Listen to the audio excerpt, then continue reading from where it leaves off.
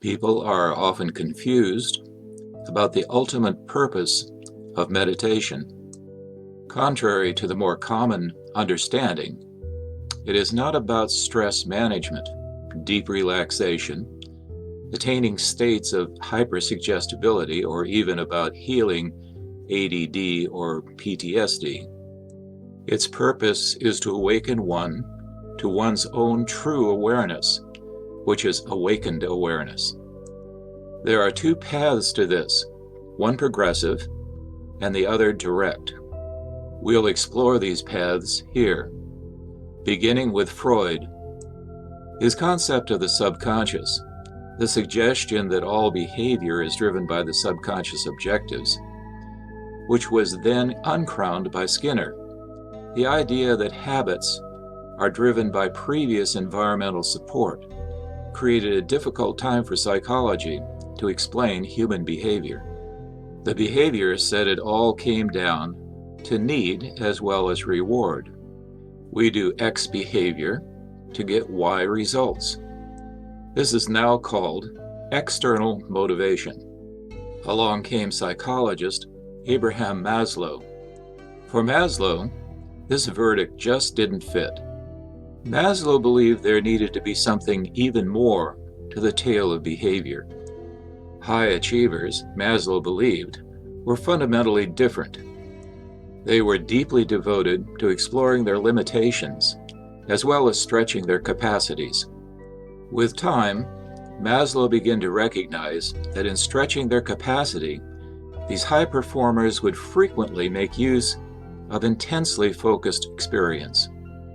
This focused activity, Maslow likewise saw, generated a significant incentive of its very own. It would modify consciousness, producing experiences that were extremely enjoyable, as well as had a virtually magical effect. William James had actually formally called these mystical experiences when studying religious individuals. Except few of Maslow's subjects were religious. Maslow called these experiences peak experiences. Maslow's description of peak experiences is informing. During a peak experience, the individual experiences a loss of self, has a feeling of unity, and also meaningfulness in life. The experience remains in one's consciousness, as well as offering a feeling of function, integration, self-determination, and also compassion. These peak experiences, Maslow concluded, were the surprising commonality among all high achievers, the source code of inherent motivation. Mihai Csikszentmihalyi, pronounced Mihai Csikszentmihalyi, the previous chairman of the University of Chicago Department of Psychology, arrived on the scene a few years after Maslow. Csikszentmihalyi wasn't simply thinking about high performers. He was curious regarding what inspired the typical person. His big concern was, what tasks produce their deepest enjoyment and also the greatest contentment? Surprisingly, and no matter what culture, level of education, age, social class, or sex, every one of these people told him the same thing. When they were at their best, or ideal, was when they were having experiences extremely comparable to Maslow's peak experiences. As Csikszentmihalyi interviewed his subjects to recognize these optimum states of efficiency, they kept using the term flow. When every little thing was going right, their job was effortless, fluid, and also automatic. They would define it as flowy. So, Csikszentmihalyi renamed Maslow's peak experiences, instead calling them flow states.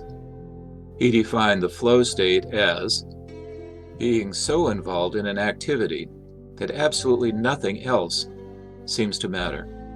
Every activity, motion, or thought follows undoubtedly from the previous one, like playing jazz.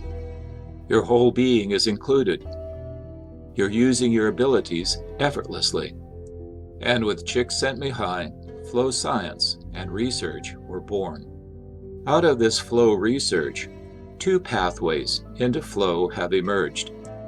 One we can call task flow. This is a transitory experience, a trait one experiences when involved with a task one is passionate about. Art, writing, music, math, even being a CEO in charge of a team project. The other path we might term life flow.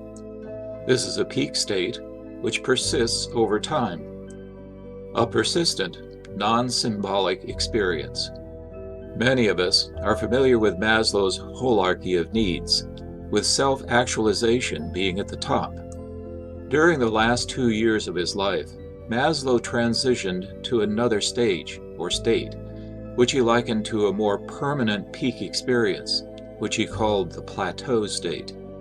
Author Scott Barry Kaufman has written about this in greater detail in his book, Transcend. Unfortunately, Maslow passed away before he could complete his research on this, so little was written. However, he discussed this at conferences and with colleagues, so we have a good idea of his experience of this state.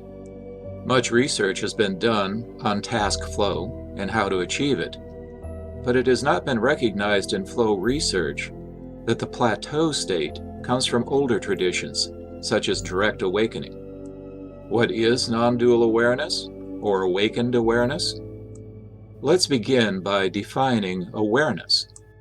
It is the intrinsic, that is belonging to your essential nature, personal experience of knowing, independent of its content, or one's physical state. Awakened awareness is a type of awareness, a basic non-conceptual, non-propositional awareness, without subject-object dualistic structure, hence non-dual. Statements pointing to this awareness can be most frequently found in the Indian Advaita and Tibetan Dzogchen non-dual traditions, where it is described as the pure element of awareness is all-knowing. It shines by its own light. It is self-luminous. Essence of awareness, empty, lucid, and free of elaborations. An infinitely spacious expanse, unchanging, without transition, spontaneously present, and uncompounded.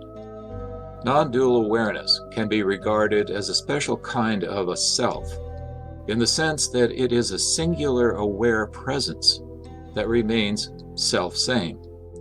At the same time, because it is empty of a reified subject and object, it can be regarded as not having or being a self at all. Earlier, we introduced the concept of task flow. Again, task flow is a trait that occurs when one pursues and becomes immersed in one's passion. This is a passing experience, lasting perhaps a few minutes to several hours, but it passes, leaving us with a sense that perhaps there is something more than our everyday ordinary consciousness.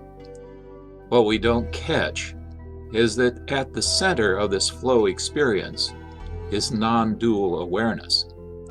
Being in non-dual awareness is what we call life flow. It's a state, not a trait.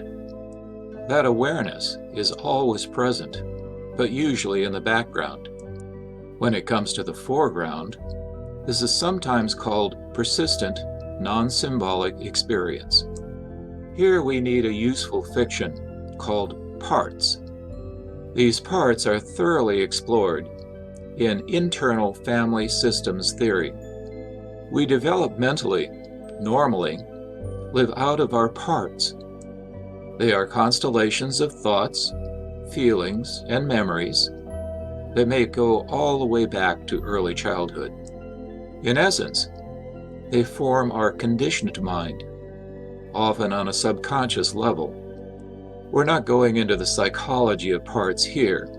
Just know you can bring them into the foreground of your awareness. Every part contains within itself the luminous awareness of non-dual awareness, and every part believes it has a positive purpose to fulfill. We can realize that positive purpose with a technique we call awakened inquiry, which will be covered later in our course. As we explore the part's purpose, we begin to develop what we call an awakened mind brainwave pattern. And when we lay bare the real purpose of the part, we experience the evolved mind brainwave pattern. When folks drop into the evolved mind pattern, they often use words like oneness, openness, blissful, emptiness, coming home, at peace with nothing more to do, deep contentment, etc. Many of the same terms people use to describe flow and non-dual awareness. Often there are tears of happiness or bliss.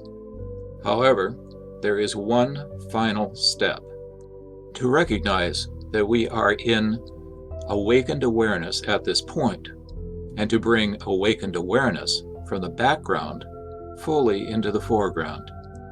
As we do, the parts begin to heal and integrate, and through repetition and neuroplasticity, the awakened awareness begins to transform from a trait into a state. Awakened mind brainwave training is more closely aligned with what is called direct pointing out techniques than with the progressive meditational approaches.